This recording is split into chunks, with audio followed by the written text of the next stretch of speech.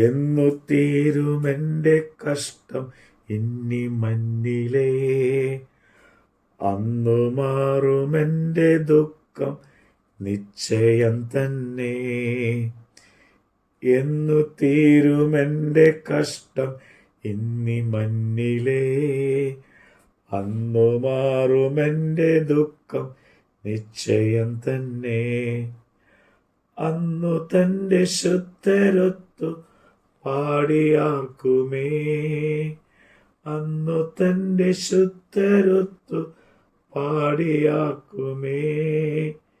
എന്നെനിക്കു സാധ്യമോ പകൽ സമ്മേളനം, എന്നെനിക്കു സാധ്യമോ പകൽ സമ്മേളനം. അപ്പോസ്തലനായ പൗലോസ് റോമർക്ക് എഴുതിയ ലേഖനം 6-ാം അധ്യായം. ആകയാൽ നാം എന്ത് പറയേണ്ടു? കൃപ പെരുകേണ്ടതിന് പാപം ചെയ്തുകൊണ്ടിരിക്കെ എന്നോ? ഒരു നാളും അരുത്. പാപസംബന്ധമായി മരിച്ചവരായ നാം ഇനി അതിൽ ജീവിക്കുന്നത് എങ്ങനെ?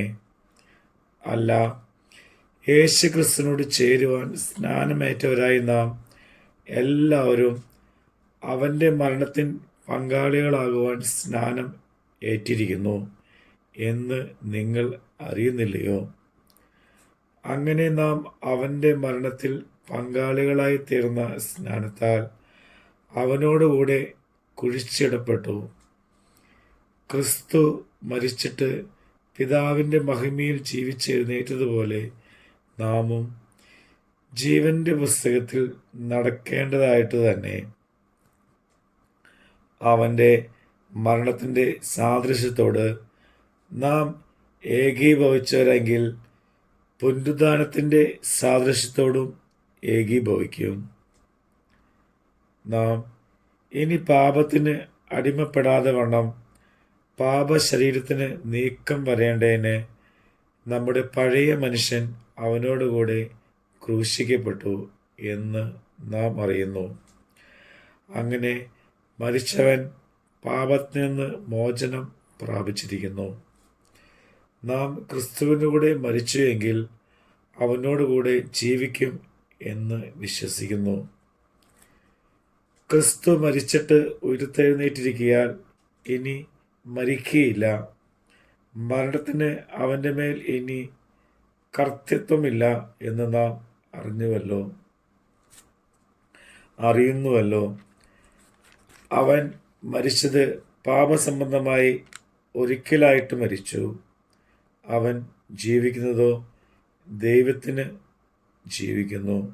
അവണ്ണം നിങ്ങളും പാപസംബന്ധമായി മരിച്ചവർ എന്നും ക്രിസ്തു യേശുവിൽ ദൈവത്തിന് ജീവിക്കുന്നവർ എന്നും നിങ്ങളെ തന്നെ എണ്ണുവിൻ. ആകയാൽ പാപം നിങ്ങളുടെ മർത്യ ശരീരത്തിൽ അതിൻ്റെ മോഹങ്ങളെ അനുസരിക്കുമാറ് ഇനി വരരുത്. നിങ്ങളുടെ അവയവങ്ങളെ അനീതിയുടെ ആയുധങ്ങളായി പാപത്തിന് സമർപ്പിക്കുകയും അരുത്. നിങ്ങളെ തന്നെ മരിച്ചിട്ട് ജീവിക്കുന്നവരായും നിങ്ങളുടെ അവയവങ്ങളെ നീതിയുടെ ആയുധങ്ങളായും ദൈവത്തിന് സമർപ്പിച്ചുകൊള്ളുവിൻ. നിങ്ങൾ ന്യായപ്രമാണത്തിനല്ല കൃപയ്ക്കത്രേ അധീനരാകയാൽ പാപം നിങ്ങളിൽ കർത്തൃത്വം നടത്തുക ഇല്ലല്ലോ. എന്നാൽ എന്ത്? ന്യായപ്രമാണത്തിനല്ല കൃപയ്ക്കായത്രേ അധീനരാകിയാൽ നാം പാപം ചെയ്യുക എന്നോ ഒരു നാളും അരുത്. നിങ്ങൾ ദാസന്മാരായി അനുസരിപ്പാൻ നിങ്ങളെ തന്നെ സമർപ്പിക്കുകയും നിങ്ങൾ അനുസരിച്ച് പോരുകയും ചെയ്യുന്നവന് ദാസന്മാർ ആകുന്നു എന്ന് അറിയുന്നില്ലയോ?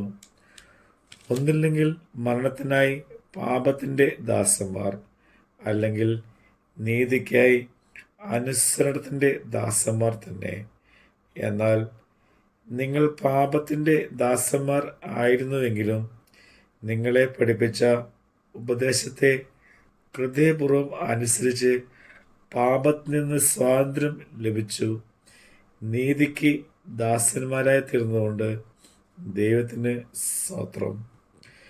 നിങ്ങളുടെ ജഡത്തിൻ്റെ ബലഹീനത നിമിത്തം ഞാൻ മാനുഷ്യരീതിയിൽ പറയുന്നു, നിങ്ങളുടെ അവയവങ്ങളെ അധർമ്മത്തിനായി അശുദ്ധിക്കും അധർമ്മത്തിനും അടിമകളാക്കി സമർപ്പിച്ചതുപോലെ ഇപ്പോൾ നിങ്ങളുടെ അവയവങ്ങളെ വിശുദ്ധീകരണത്തിനായി നീതിക്ക് അടിമകളാക്കി സമർപ്പിക്കുവിൻ.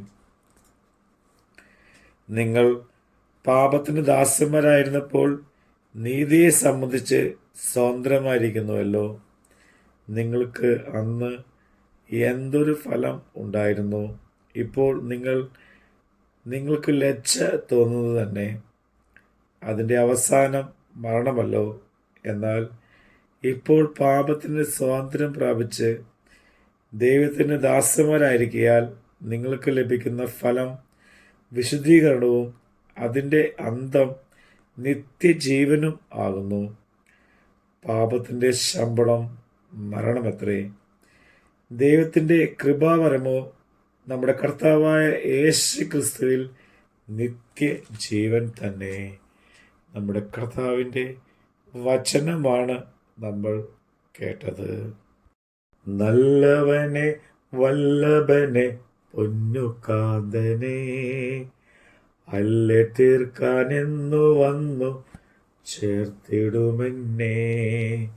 നല്ലവനെ വല്ലഭനെ പൊന്നുകാന്തനെ അല്ലെ തീർക്കാനെന്നു വന്നു ചേർത്തിടുമെന്നെ. തുല്യമില്ല മോദത്തോടു വീണകളേന്തി, തുല്യമില്ല മോദത്തോടു വീണകളേന്തി ഹല്ലേലൂയ ഗാനം പാടി വാണിടുവാനായി, ഹല്ലേലൂയ ഗാനം പാടി വാണിടുവാനായി.